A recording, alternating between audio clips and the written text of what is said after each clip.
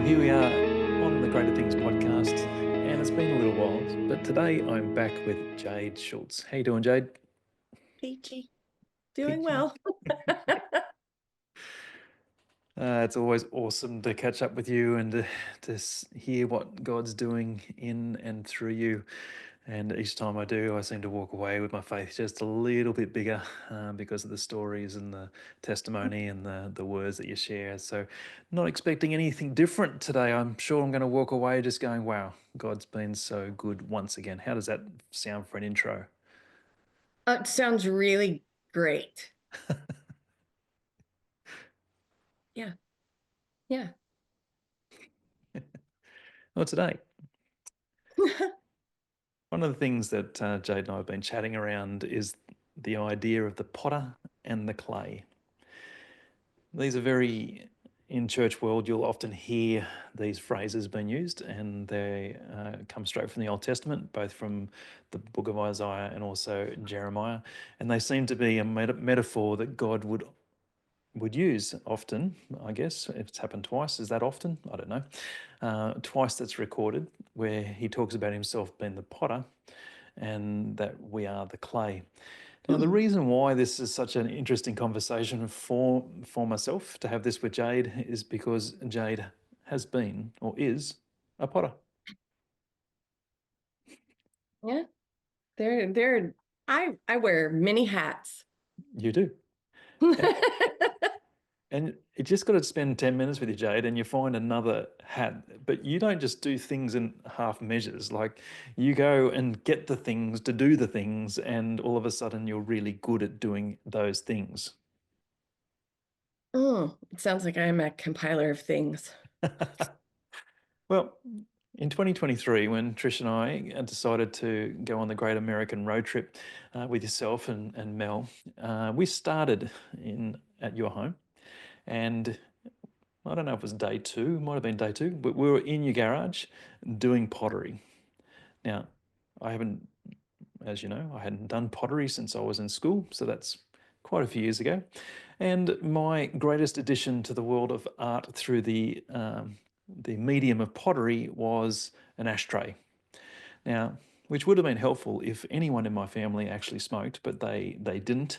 But that was the long and the short of pottery as a kid in Australia in the 70s. So I hadn't really put my hands to clay until we were talking about this before we came to America. And you're going, you can do this, Matt. You can absolutely do this. I did have my doubts. I just thought you might have overestimated my ability in the concept of, I think you call it throwing mud. Is that what you call Yeah. Yeah. That'll work. Is it? Can you see how professional I am at the language Sorry. around this whole Yeah. concept? All the, yeah. Yeah. But Jade, you had us sitting on the wheel and working clay into a vessel. And again, like your encouragement, your wisdom, your thoughts, and then your finishing to make it actually look good.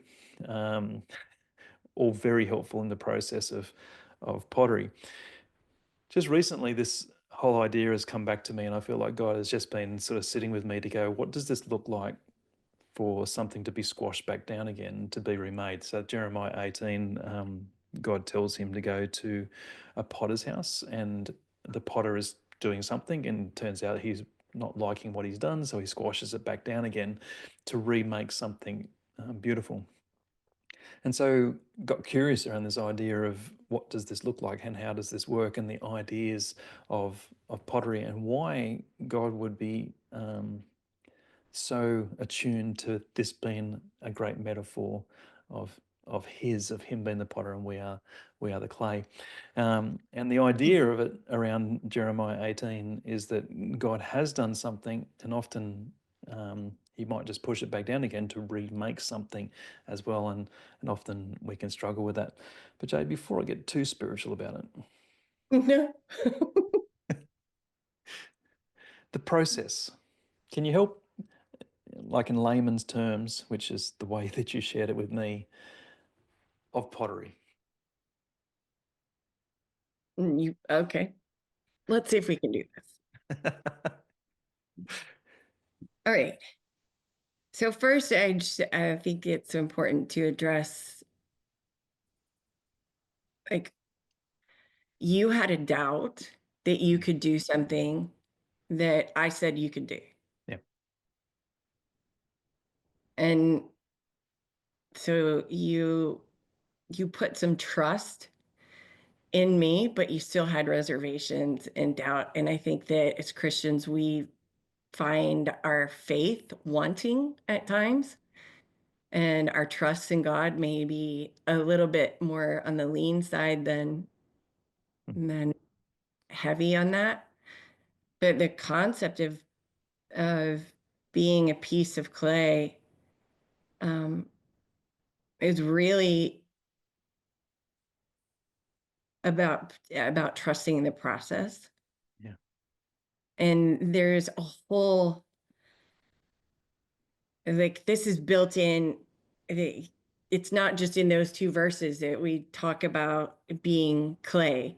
We Mm. know that we were formed of the dust of the ground, and Paul calls us these earthen vessels. And Yeah. Job cries out, "You have made me like clay." Mm. And so there's this really fitting metaphor that stems around, um, God putting his hands to something. Yeah. And can we trust in that process? Because if you ever YouTube, even if you're not a potter, I think it gives you a better understanding. If you watch somebody manipulating clay on a wheel, Mm. or even hand building with it, there's a process to making clay. Um, and it looks a little violent. There's a, but the same could be true about somebody that is making bread. You watch this process of it rising, and then it's sort of beat down, and then it's rolled out, and then it's let to rise again. And it's all in sort of forming these molecules or these structures to be able to withstand a different portion. Mm. Uh, but we often don't take into account, I think, that the hands that are being put to us Mm. are the hands that created us, Yeah. and created us in this, like, created us with a vision and a purpose. Like, Mm. God knows, just as a potter knows what this piece of clay or this person's potential to be, what that is. And the wonderful thing about the metaphor of that's in Isaiah and Jeremiah is that this is a loving God Yeah. that is putting hands that are so full of love into a process to make an individual be a container or a vessel that Holy Spirit can fill and can be poured out from. So it's really this glorious process of becoming. Mm. And the crushing, or in ceramics we call it wedging. So we're actually kneading the clay together, and it's creating a plasticity, um, Mm. or a binding that really helps later on in the process. Um, it helps lessen the stress on the body of clay so it can become something that is unrecognizable from the original form. It's the same properties, but it's come into the authority and it's yielded itself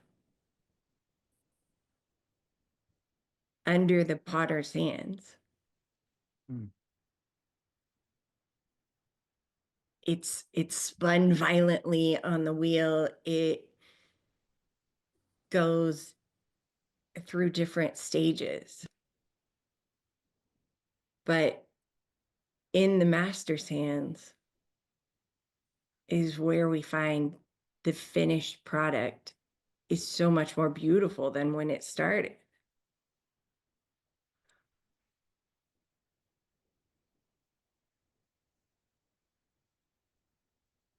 I think sometimes we want to quit in the process. Mm. Like, oh, I can't take anymore. Yeah. Um, because the processes can be really, really hard in our lives. It's difficult to live. It's beautiful to live.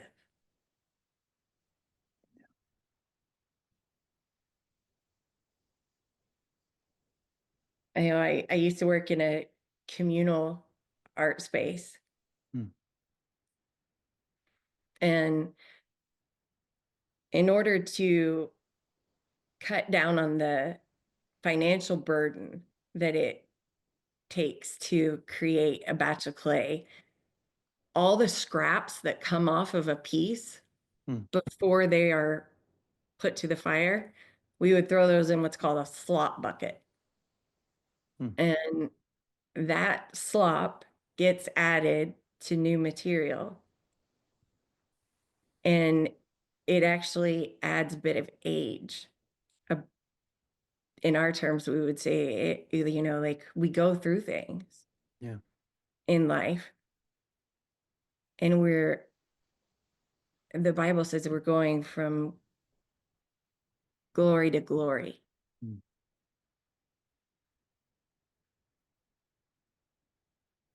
We are on the increase at all times. It doesn't feel like it necessarily, but we're gaining wisdom from the lessons that the bumps, the nicks, the moments of crushing or the moments of even pulling. And if we stay yielded in those moments, we are becoming this new element inside this slop bucket Mm. is bacteria, is mold, all things that we think would be ugh, gross. You don't want to work with that. But those things added to a new particle increase I think it's called flocculation. So they increase the strength, they increase the plasticity. It gives it greater resistance to stress. Mm. And the potter knows all of these things. So it's not like God is like introducing things in our lives that just to crush us, Yeah. or he's causing these things, but um, he's never caught off guard. Yeah. Can I ask you a question? Absolutely. As a potter, do you always have it in your mind what this is going to be, or does it just become something as you do it? Like what's the process for you in that? There, I think I know Okay. Yeah. sometimes, like if I want to sit down and create a, a plate, then I'm not going to throw upwards. Mm. I'm not going to build the walls upwards. I'm going to build them out. Yeah. Yeah. So I'm not going to put this particular piece of clay through the process of going up when I want it to go out. Mm. But there are things that are like happy accidents that like you don't necessarily see. Sometimes this like this is where the metaphor kind of breaks down, because this is what I would call impurities in the Mm. clay.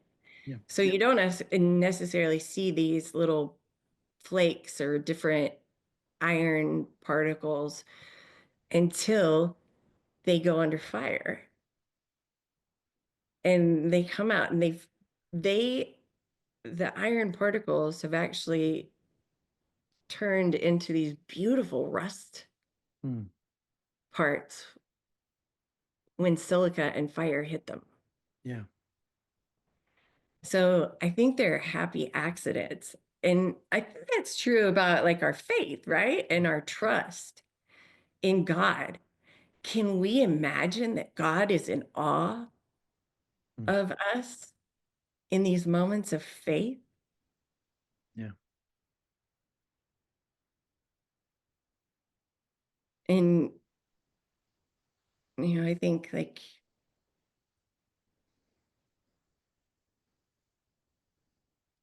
sometimes we get bogged down, and it's natural that we look out and we see people around us and we think that, okay, if I do it this certain way, Yeah. instead of yielding to God and saying, why are we doing it this way? Like coming before God in that process and asking those questions of why, Mm. or what are we doing in these moments? In an atmosphere of trust, Yeah. questions will lead to revelation. But in an atmosphere of complaining or comparison or um, mistrust, those lead us Mm. to unbelief. Yeah. Yeah. And fear would do the same in that sort of place, because it's trying to wrestle control away from the potter. And that's where I think for humanity, for the longest time, we've done that. We've tried to do that. Like the Bible's full of stories of wrestling control away. Like even when Israel wanted a king, Samuel's like, "We don't want a king," and God's like, they don't need a king, but they're asking for a king, and it moves them away from the design of the potter. And that's where I think at times for me, when I've resisted the potter or effectively told the potter, I know better than you, in those moments of going, it should look this way. And he's like, but it actually looks this way. That submission that you talk about, or just that yielding to the potter. Like even watching you work the clay, like I know that you gave Trish and I and Mel some just wonderful advice in it, but then you sat at it. And I've got a video of you just going nuts on this thing and creating it. It's just the most beautiful thing to watch, because you can see someone who knows what they're doing, understands the pressure, has in their mind what they want to bring, and all of a sudden you start seeing it happen so easily and so uh, effortlessly. And I know when I put my hands on the clay, you're like saying to me, not too much pressure, less or more pressure, less pressure. If you don't know, you don't know, but you've got to trust somebody who does. If I didn't trust you and said, Jade, let's have a seat, I'll just show you how to do this thing, um, it probably would have ended up as an ashtray. But it is that place, right? You trusted that I could do it, or you believed that I could do it. I trusted that you could do it, but could I believe that I could? That was the thing. Like, and my experience has shown me probably not. But my heart had gone, I'd really like to do this. And your voice was, I think you can, or I believe that you can. And before you know it, we've created some sort of cylindrical vessel that could be used for who knows what.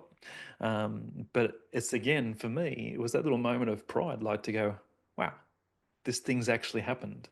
It's all worked. Yes, I was guided. Yes, I was led. But what I'm doing is leaning on the wisdom of one who has gone before and trusting that what you're saying to me is not going to lead me astray. And the place of relationship shows us that won't go astray. And this is for me the God part of this too. Like it's us in that place of relationship with him to know that he's not leading us astray, even if it's looking a little messy, even if it's looking a little bit out of shape. I don't know about you, but like when things are handmade, there's not two of them that are exactly the same.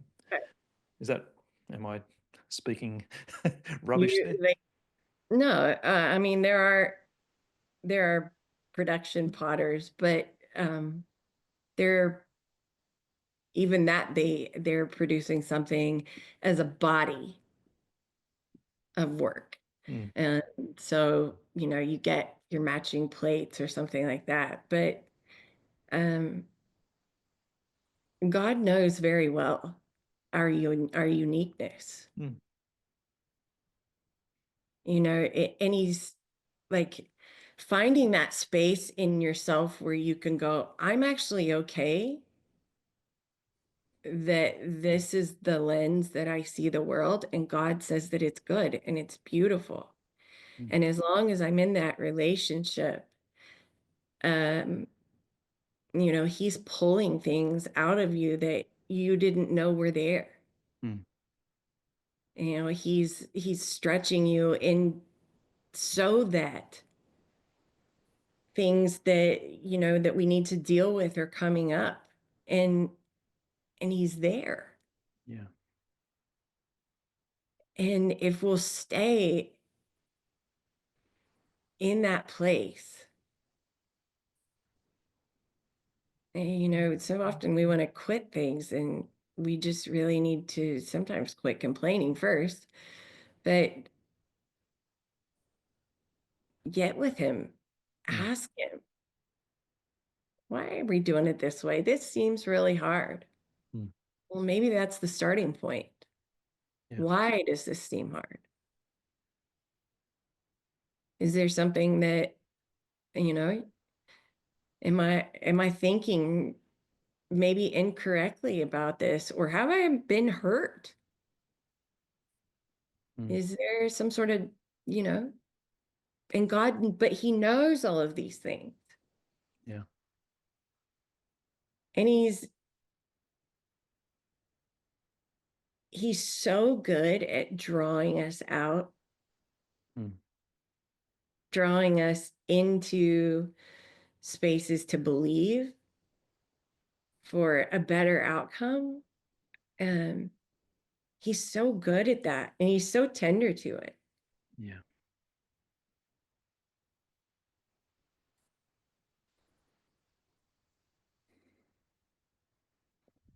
Let's talk about the obvious metaphor that you've touched on around the firing. With some of the challenges you're talking about now, like stopping in the complaining, um, working out why we're doing the things that we're doing, is this what you call the fire? Or what is it? So, firstly, can you give the listener an understanding what happens to the clay when fire hits it? And then, if you can help me understand what does fire look like in your life that changes that structure? Well, first I would say this. You don't put to fire something that can't withstand it. Mm, Um, there are different stages that clay goes through. It starts out as wet, it gets a little muddy and messy, and it gets formed into something that looks completely different than it originally did, but it's not finished. At this point, like you clay has to go through um, a stage of being what we call wedged or crushed. If it's not done, then you will have air bubbles in there. And when those things are in, if they're present in the clay and you put that to the fire, it will explode. And then it's worth nothing because it just can't withstand the fire. And the way that this looks, I think, with God is he's really forming us to be able to withstand the next stage. And ceramics, just like our lives, has a process to get from one thing to the next thing to the next thing. And it's a pace, it's a rhythm. Um, there's a Once something is formed and made, it has to go into this bone dry stage where all the moisture is sucked out of it. If you rush that process and you, like, say you put a fan on this piece of clay, it's not going to dry at the same rate. So it's going to cause this vessel to be under stress already. Mm. So, like, one side is drying quicker than the other side, so it can crack. And so everything has a rhythm and a pace to it that is unhurried. Some of the most beautiful things come out of a place where there is no hurry. So when God is confident that we can withstand the next stage, is exactly when we need to go to the next stage. Mm. All these things need to be worked out with him before we're putting ourselves into a place that we're not able to withstand. The next stage, when in ceramics, is it goes through the first firing. There are different types of clay. Some can't withstand a certain temperature, or they will warp, or their sort of melt, and they look, just not quite. Mm. Um, so different clays are made to do different things. I'm sure you've seen terracotta, which is an earthenware. And terracotta is what a lot of people will put their plants in because it can hold some of the moisture content, but it lets water drain away. If I was to take terracotta and fire it at a stoneware temperature, it would warp. I could do this kind of at a gradual stage. There's some things that you can do, but it's not intended for that purpose. It's intended for this whole other beautiful thing that another body of clay can't do, isn't designed to do. It's designed for something else. So I don't, what happens if I put a plant in a vase like porcelain? I have to monitor the water level in that because my plant could die, because the porcelain um, is not necessarily designed for something like that. It's more of an artistic piece, or it's more readily used for your teacups or things that require a little bit more refined touch to them.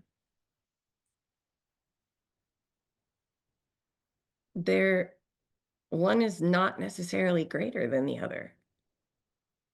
If I'm a planter and I have all of these wonderful plants to pot, I don't care what your teacup can do. And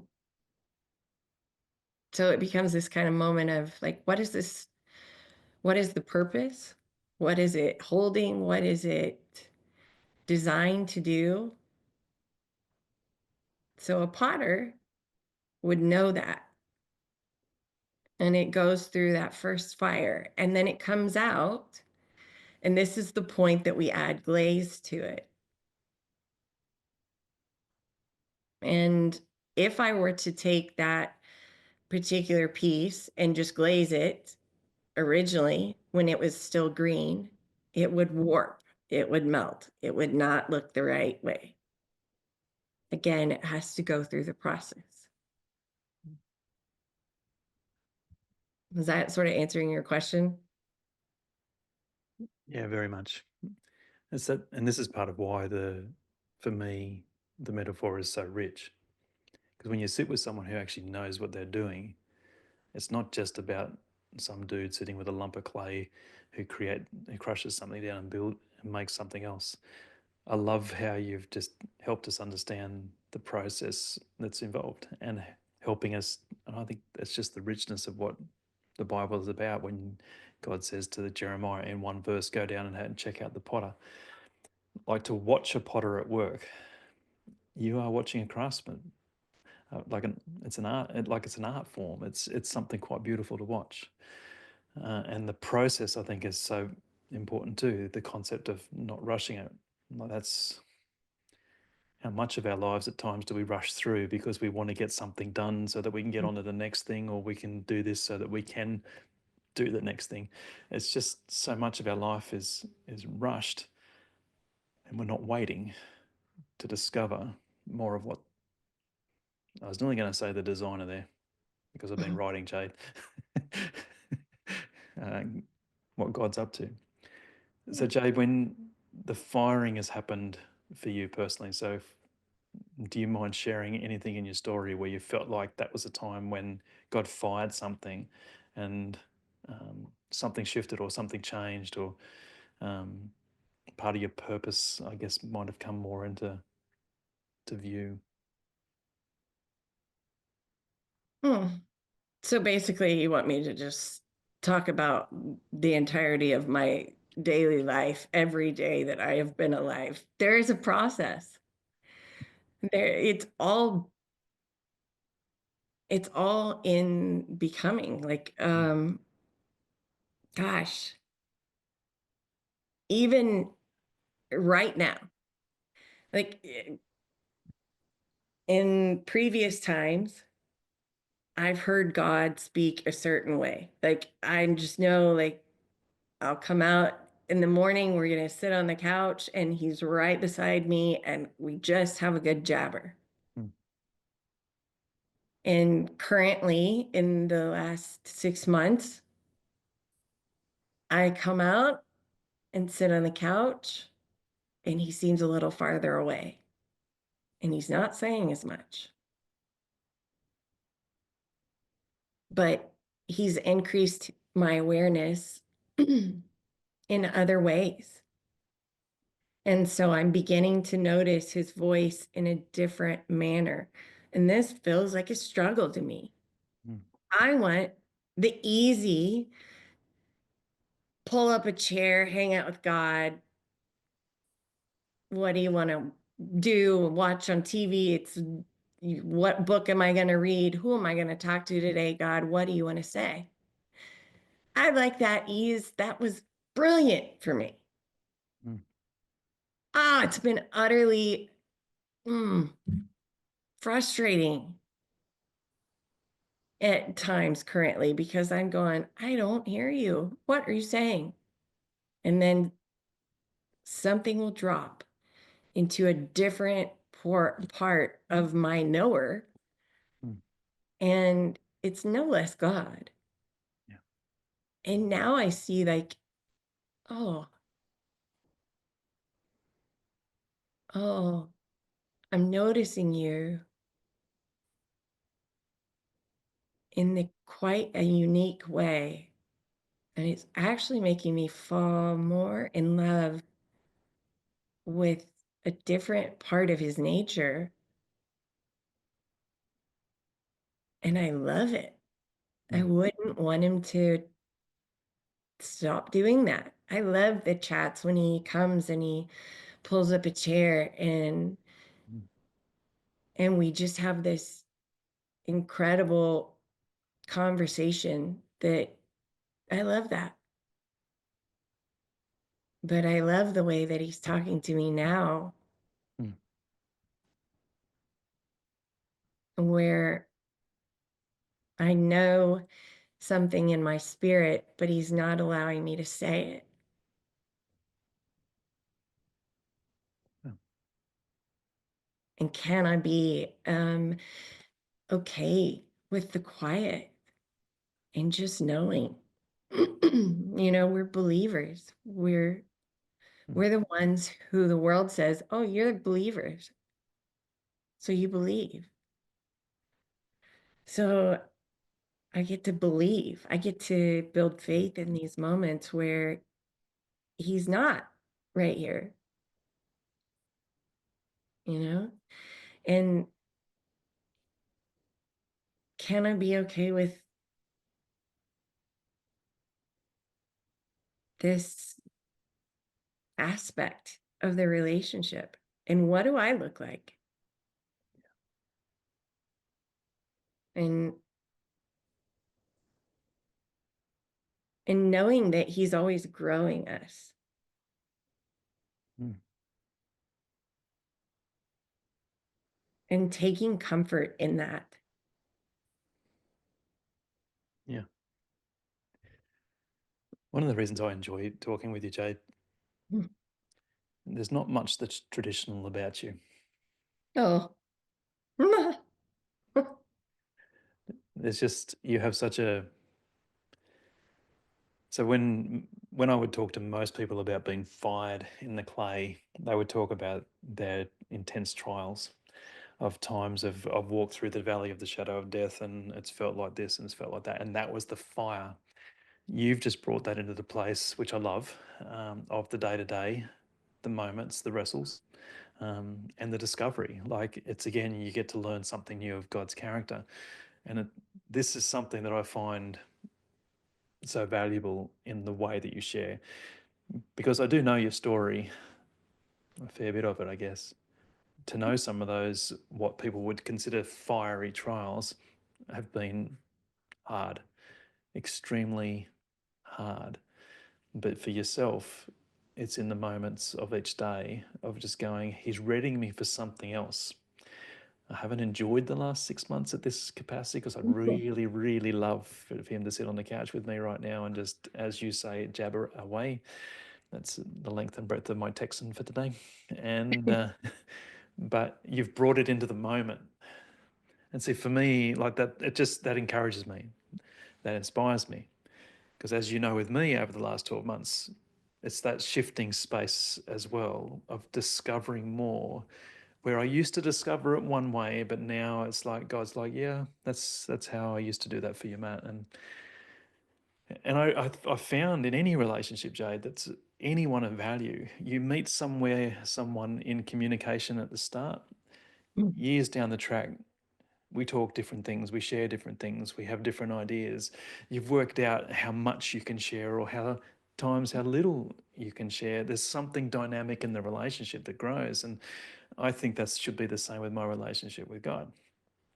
It Yeah. grows. It's dynamic. It's inside of that place for him to go, yeah, that's how we used to do it, and that's cool. Like that's absolutely cool. But honoring that space of your life and want to celebrate it.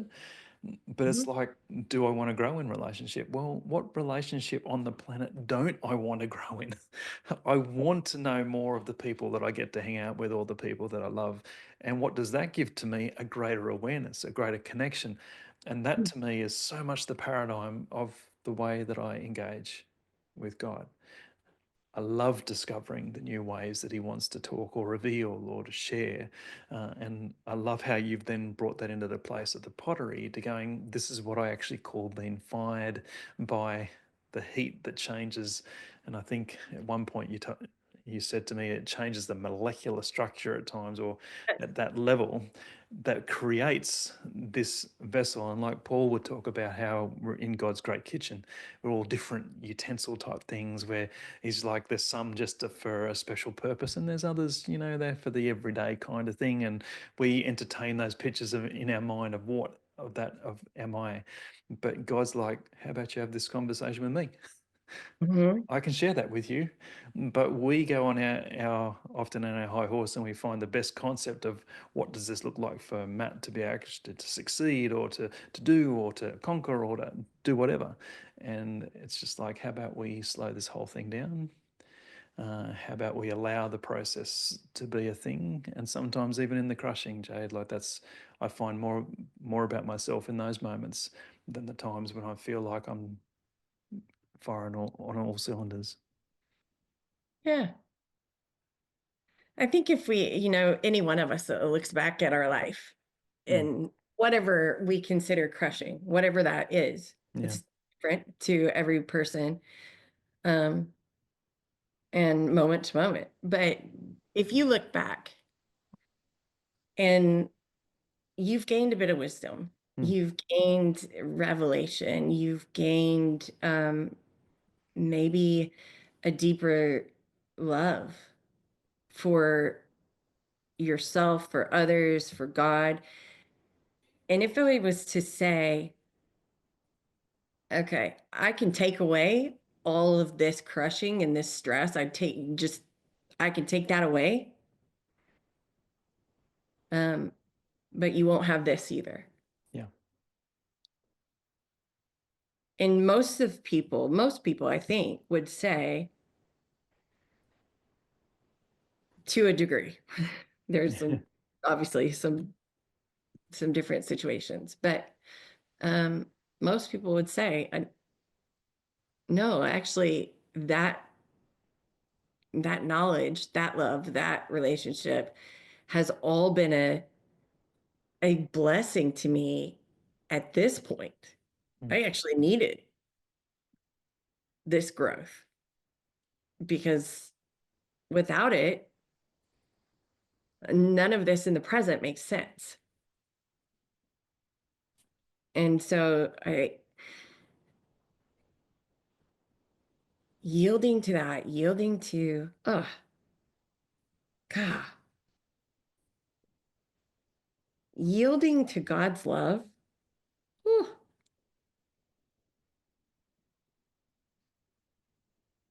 is such a great mm, feeling in the end. It's yeah. and not comparing, you know, like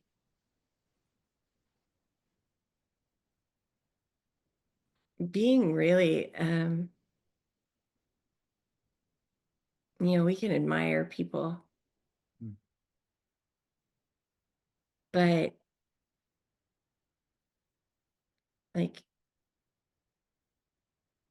being okay to just be you is something I think we all need a dose of that medicine, like that lesson. yeah. Yeah. Because that's freedom. Yeah, but you don't get to be you just like your greatest moment. You don't get there without Mm, some of this crushing, yeah. some of this process. We need it, I think. We do. We do. I'm going to put a Selah moment in this, Jay, because we're about to break some records on length of podcast. Oh. It's just such a joy to sit in this place with you and to jabber. It's I only ever use that word with you. You know that, right? Should use it more often. that but that's part of the joy of doing a friendship with you too, because when we jabber, I'll just put that in inverted commas for people who can't see the podcast. Um, it's amazing what more comes out of those moments of just the chat, just the conversation around, and the honest chat. And that's part of, I think, um, that's like the finished product is helped by the people that you have surrounding you as well, and they add into the finished product. And so your wisdom, your expertise, your experiences, your story, your encouragement, all of those things help this vessel here. So I just want to say thanks. Yeah. Thanks to you. Yeah. We'll be back. For everyone listening or watching along, this is the Greater Things podcast. It's great to be here, and we'll be back next time.